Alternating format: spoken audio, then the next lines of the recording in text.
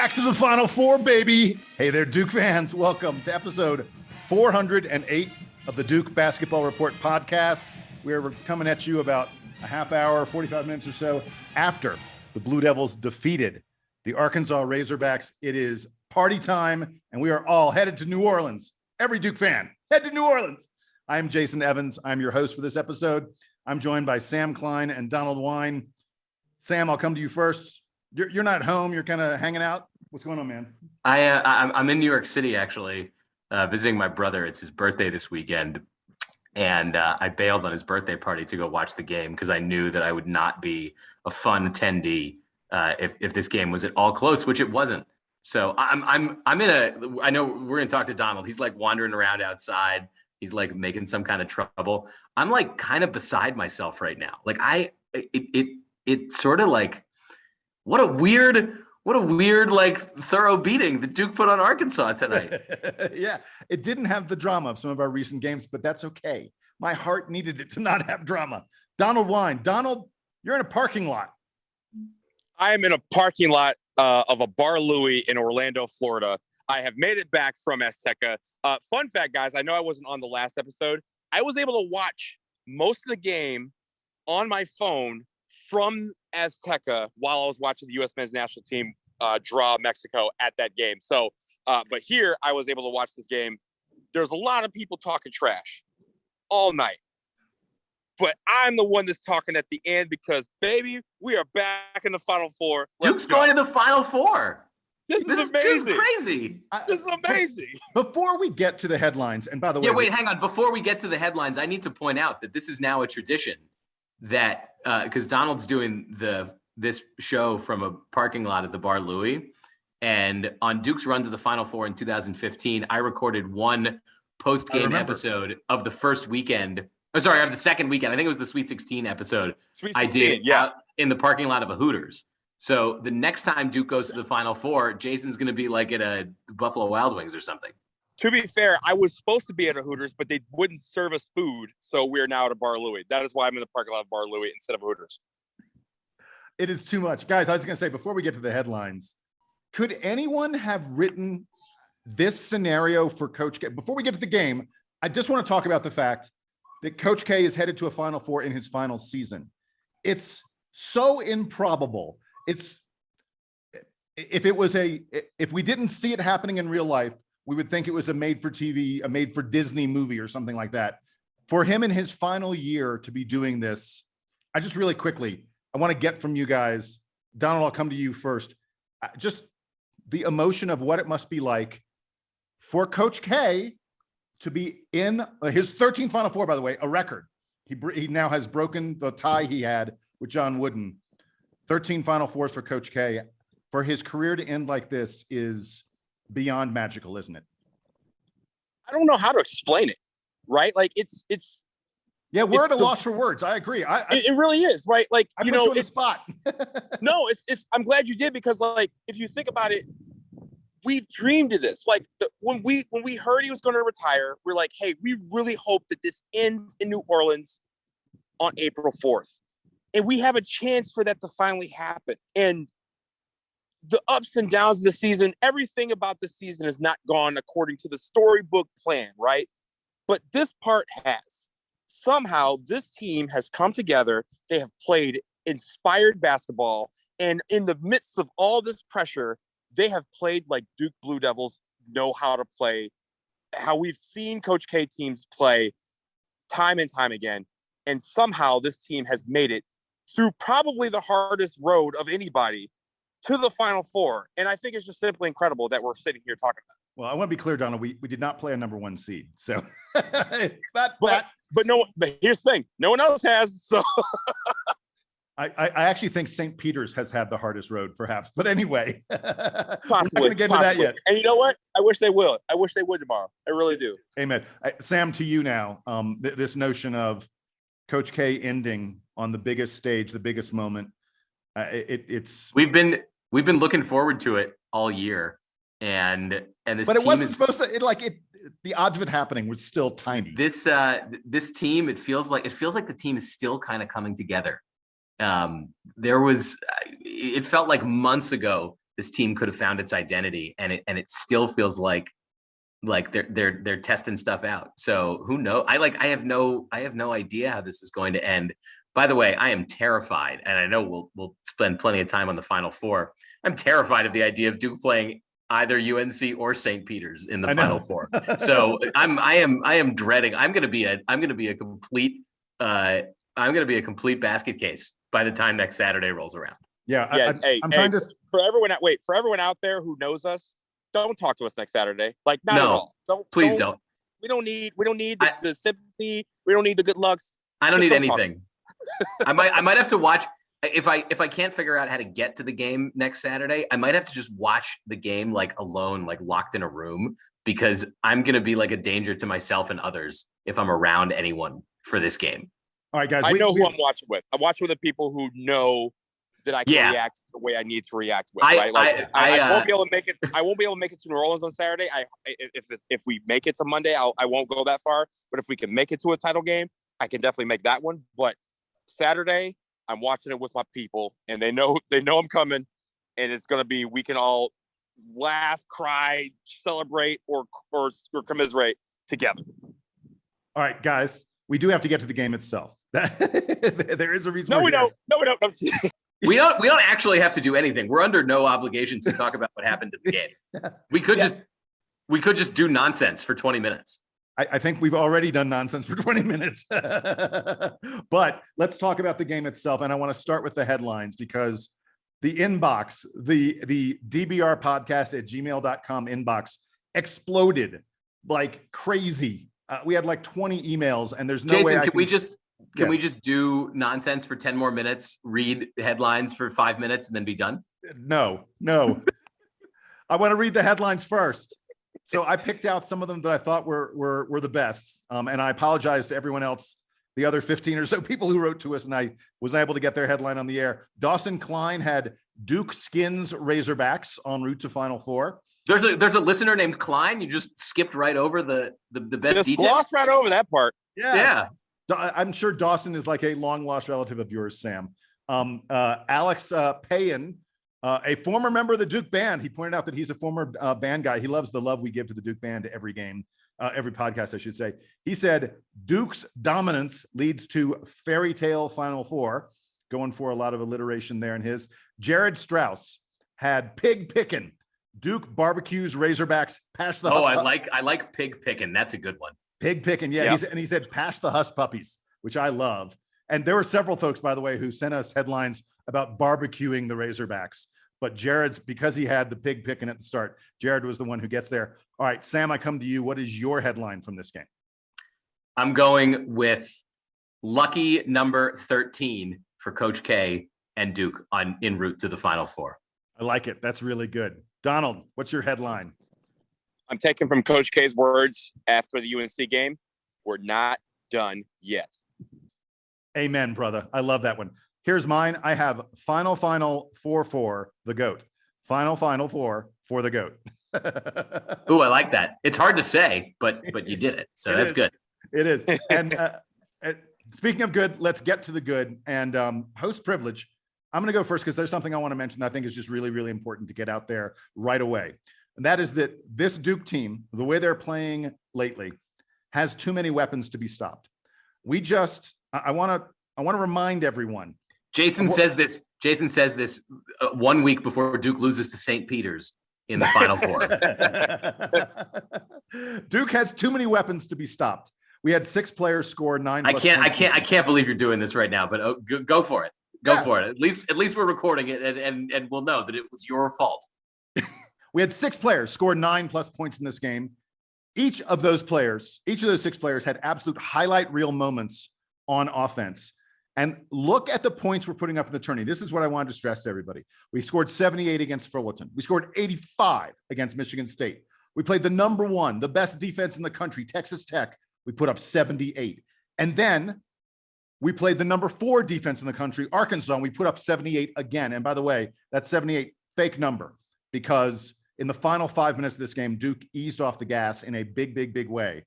Just 48 hours after Duke shot 70% in the second half against Texas Tech, they shot 54% in the game against Arkansas. this Duke team has a myriad of weapons, and they create for themselves so effectively that it's just really, really hard to even dream of stopping them.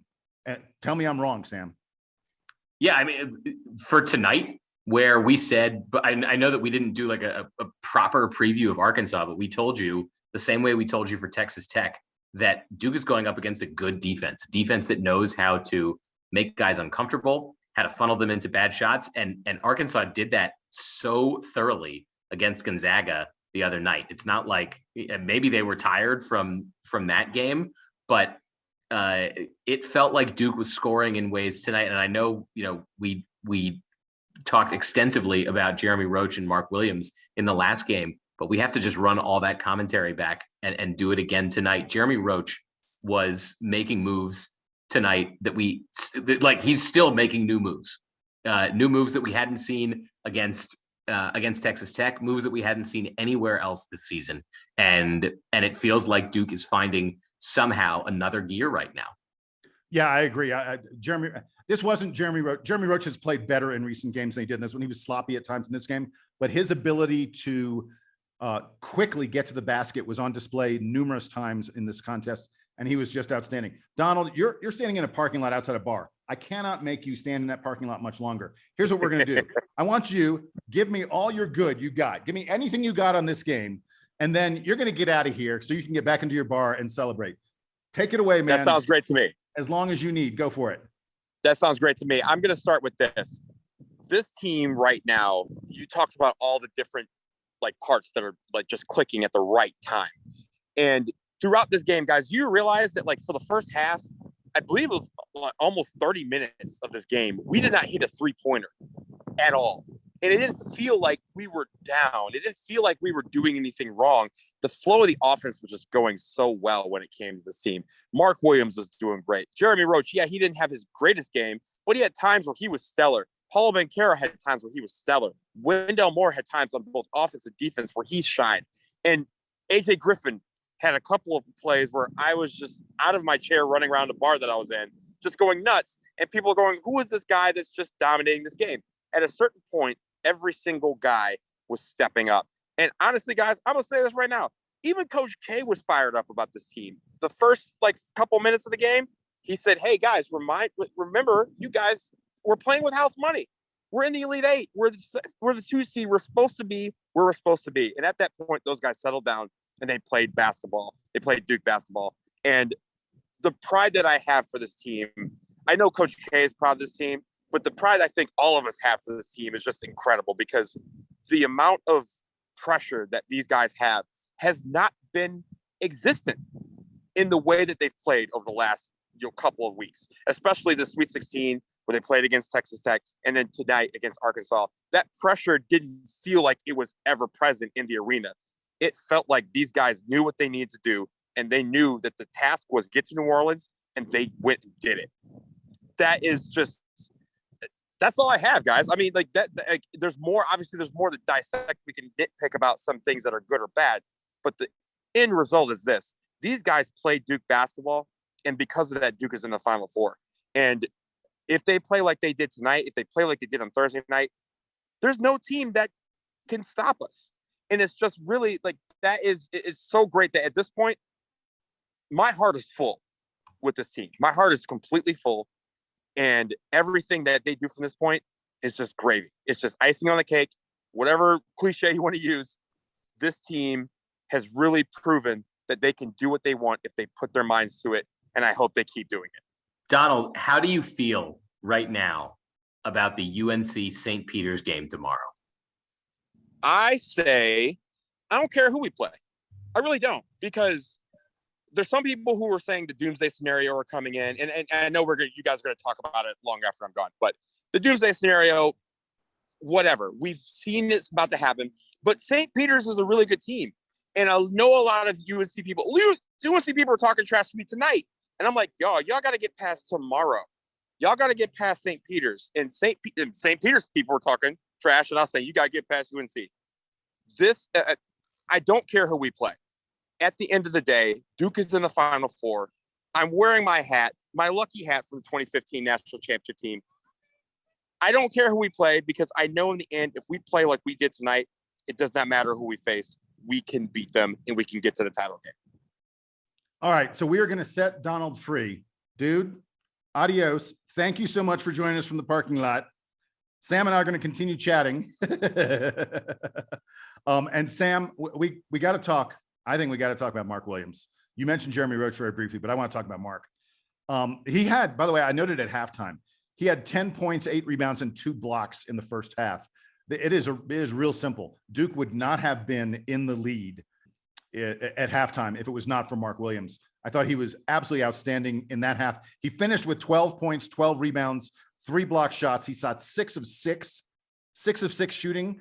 Plus, I counted at least 8 times where Arkansas had a guy in the lane and the guy went, uh-oh, wait, Mark Williams is here. I need to adjust my shot or he's going to send it to the stands. And then he missed his shot. Mark is probably at this point the second best defensive center in Duke basketball history. Mike Jaminski might fight with me about that. Sheldon Williams is the best defensive center that Duke has ever had. I think Mark Williams has shown lately that he's the second best defensive center in the long, long history of Duke basketball. Incredible game for him. And he played 35 minutes, which was a season high. And we needed him for a lot of that time, didn't we?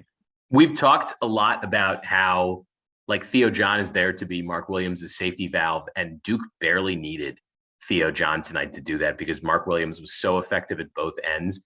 Duke switched up the defense again. They played a few minutes of that zone. And if you could quibble with one part of Mark's game, I think it's that if he gets pulled out to the perimeter on defense, then sometimes he can get lost and might find himself flat-footed. When Duke is playing that zone, you can't go anywhere near the paint because Mark Williams's arms are just going to get in the way of everything you're going to try to do. And, on offense, it's not like Duke is designing tons of plays for him, but man, he finds himself in all of the right spaces to get the dump off pass, to get the offensive rebound, to get the putback, whatever it is.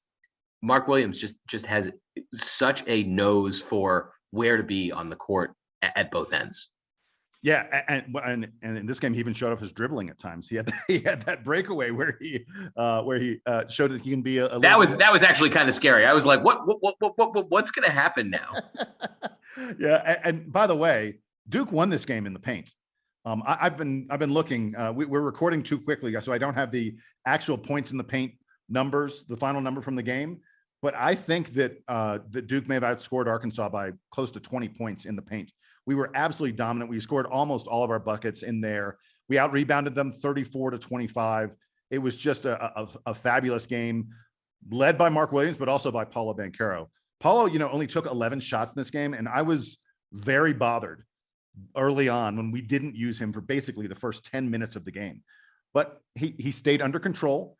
He didn't, there were a couple shots that he took. Paulo's always going to take a couple shots where you're like, really? That's not a great shot. But, for the most part, I thought he was under control and didn't force things. He hit 7 out of his 8 free throws. Duke, by the way, hit 16 of 18 free throws, 89% from the free throw line. And Paulo led the team with 3 assists. His passing has really improved the past couple of weeks, but it was him and Mark, who were controlling the paint and giving Duke that huge advantage that was just too much for Arkansas to overcome.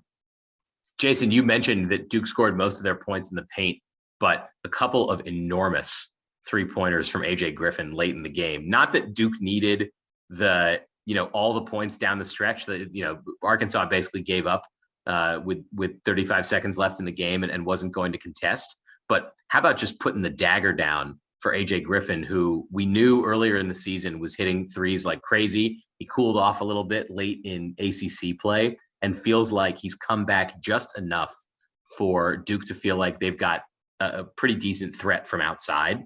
I think it's something you could have been worried about with this team, that the 3-point shooting wasn't as solid as you might hope for a national championship contender in 2022. But AJ Griffin showed up like right at the right time from beyond the arc tonight. And you also mentioned, we need to talk rather about Trevor Keels, who has had a tough few games leading into this game. He had his demotion. Roach is in the starting lineup now.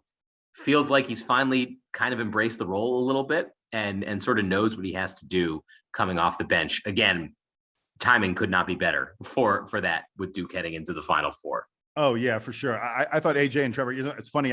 In the pregame, I texted some friends of mine and I was like, I think the key to this game is whether AJ or Trevor can have a big game for Duke. Cause I feel like I know what the rest of the guys are going to bring to the table at this point.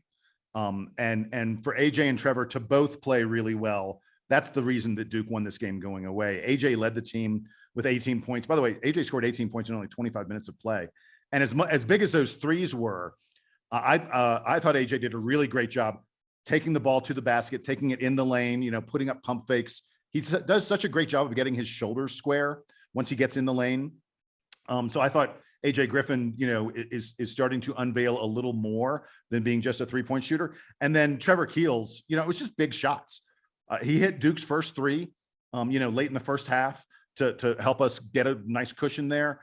And he is one of those guys. We have so many of them. Wendell Moore. We haven't mentioned Wendell Moore at all. We have so many of these guys now who, if the ball is in their hands, they can take it to the hole and create something for themselves. I don't think there's any other team in the country that has this many, creative players with the ball in their hands. So that's going to do it for the good. We're going to take a quick break. And then, we got a little bit of bad. There's some things. It's not like Duke played a perfect game. We're going to come back, talk a little bit about the bad, and also begin to think a little about what next weekend may be like for the Blue Devils. Stick around. DBR Podcast coming right back at you in a moment.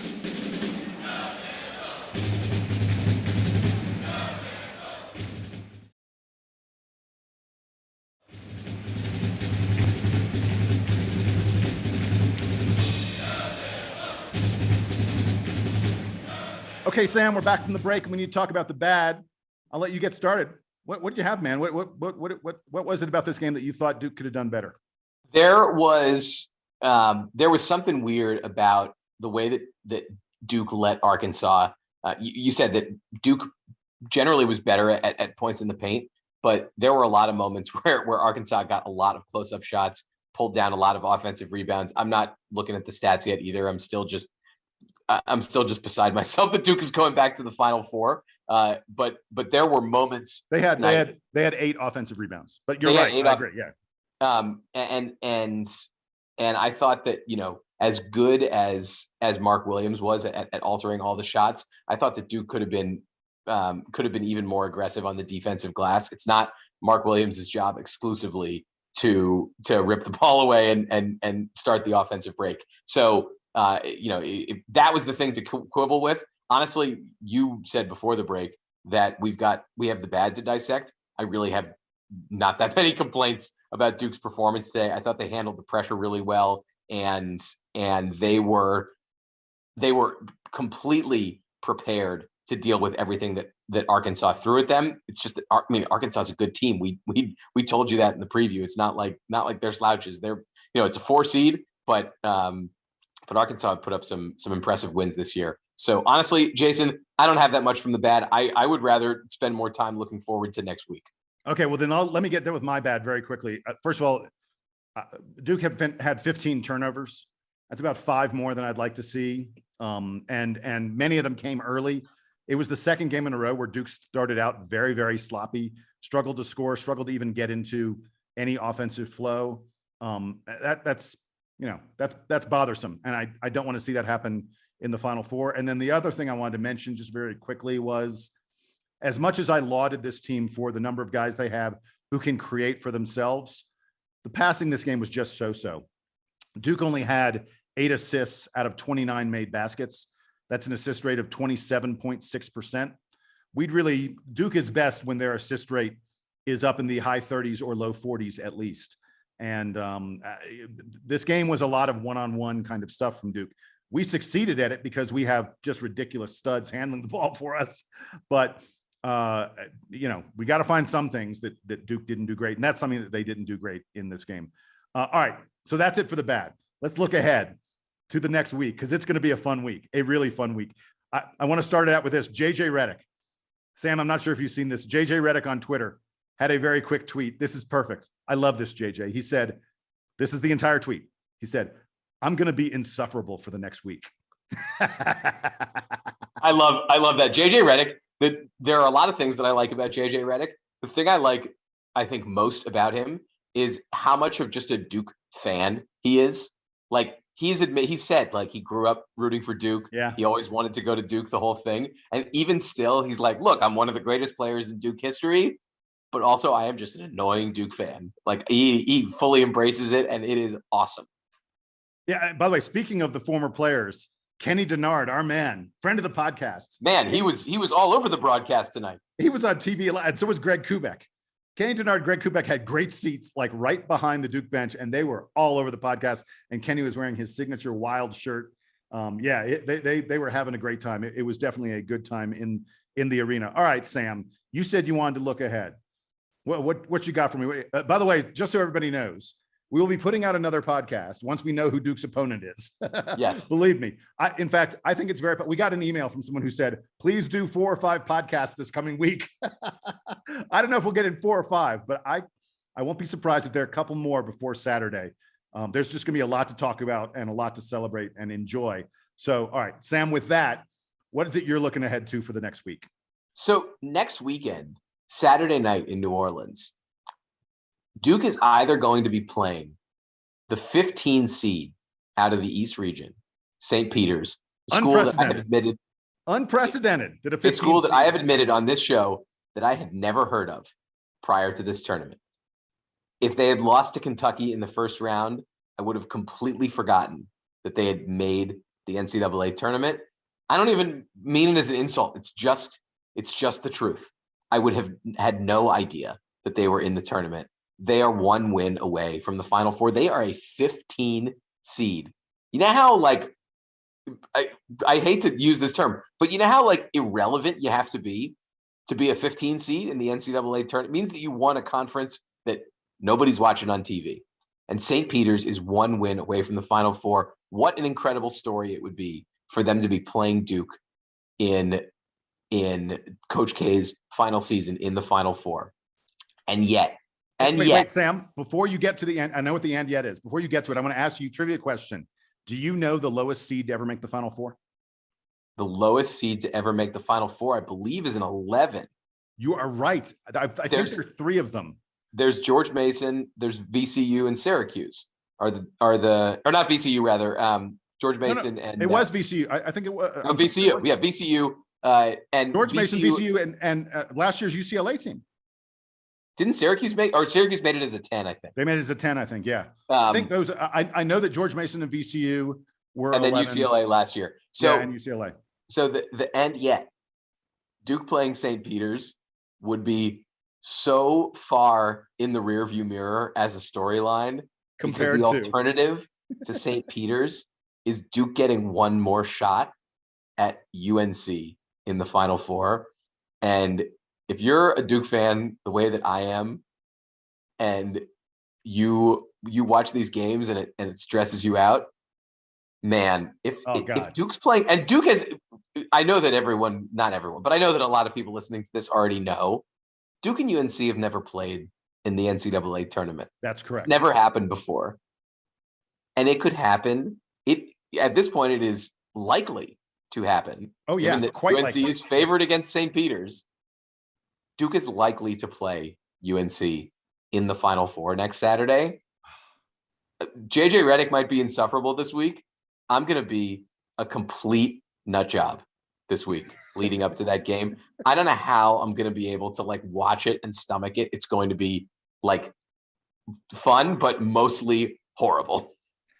I will tell you that I've said for years, because as a lot of folks who listen to this podcast know, I have a ton of Carolina fans in my family.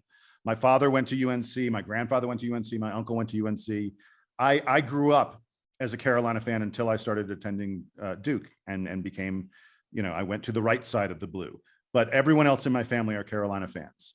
And we have all said, all of us unanimously have said for my entire lifetime, as long as I can remember, Duke and UNC must never play for a national champion. We always talk about it in terms of, the national title. We've always said it must never happen because it could ruin the rivalry. It gives the victor such a one-up on the loser that it potentially could stain the rivalry. I don't know. I need to think on it a little bit more. By the way, there was a time when this seemed like this really might happen. You got to be old like me. was 1991. And the Final Four was Duke, UNLV, UNC, and Kansas. And everyone was picking UNC to beat Kansas and UNLV to beat Duke. And what ended up happening was Kansas beat UNC and Duke beat UNLV. But it looked like there was a possibility that Duke and UNC could play for the national title in 1991. That's the closest this has ever come to happening. And now it seems way, way more imminent and way, way more likely. And like I said, I can't decide whether this is good or bad, but I'm not sure it matters whether it's good or bad, because if it happens, it happens. We just got to. It seems like it's going to happen.